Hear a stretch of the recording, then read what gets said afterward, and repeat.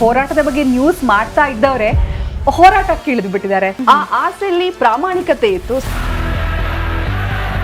ಆ ಒಂದು ಆಯ್ಕೆ ಕುಮಾರಣ್ಣನ ಕಡೆಗೆ ಯಾಕೆ, JDS ಯಾಕೆ? ಸಮರ್ಥ ಕನ್ನಡಿಗ ಪ್ರಧಾನಮಂತ್ರಿಯನ್ನ ಕೊಟ್ಟಿರುವಂತಹ ಪಕ್ಷ, ಸಾಲು ಸಾಲು ಸಮರ್ಥ ಮುಖ್ಯಮಂತ್ರಿಗಳನ್ನ ಕೊಟ್ಟಿರುವಂತಹ ಪಕ್ಷ.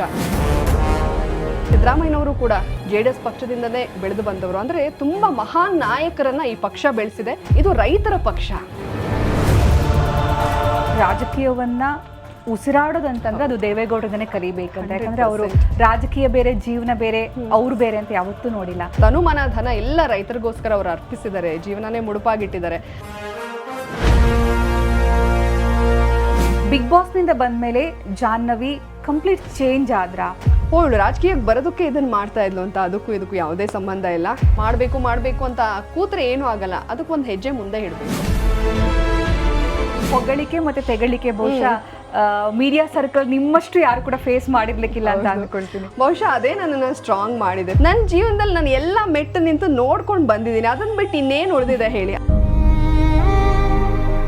ಹೆದರ್ಕೊಂಡು ಹೇಡಿಗಳ ರೀತಿ ಬದುಕೋ ಬದಲು ನಾನು ಎಲ್ಲದಕ್ಕೂ ರೆಡಿಯಾಗಿ ಇಲ್ಲಿಗೆ ಬಂದಿದ್ದೀನಿ. ಯಾರೇನು ಮಾಡ್ಕೋತಾರೆ, ಯಾವನಿಗೂ ಹೆದರಲ್ಲ.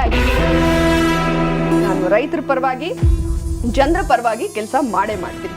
ಏನೇ ಫೇಲ್ಯೂರ್ಸ್ ಬಂದರೂ ಕೂಡ ನಾನು ಅದನ್ನ ಮೆಟ್ಟು ನಿಂತು ಹೋಗಬೇಕು ಅಂತ ಹೇಳಿ ತೀರ್ಮಾನ ಮಾಡ್ಕೊಳ್ತೀನಿ.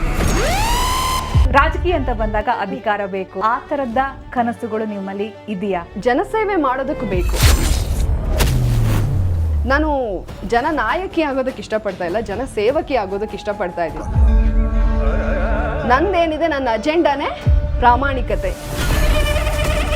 ಬಿಡದಿ ಟೌನ್ಶಿಪ್ ಹೋರಾಟದಲ್ಲಿ ಇತ್ತೀಚೆಗೆ ತುಂಬಾ ಸುದ್ದಿ ಆಗ್ತಾ ಇದೆ. ನೀವು ಟೌನ್ಶಿಪ್ ವಿರೋಧಿ ಅಲ್ಲ, ಹಸಿರಾಗಿರೋ ಜಾಗನ ನಾಶ ಮಾಡಕ್ ಹೋಗ್ತಾ ಇದ್ರಲ್ಲ, ಅದರ ವಿರೋಧಿ.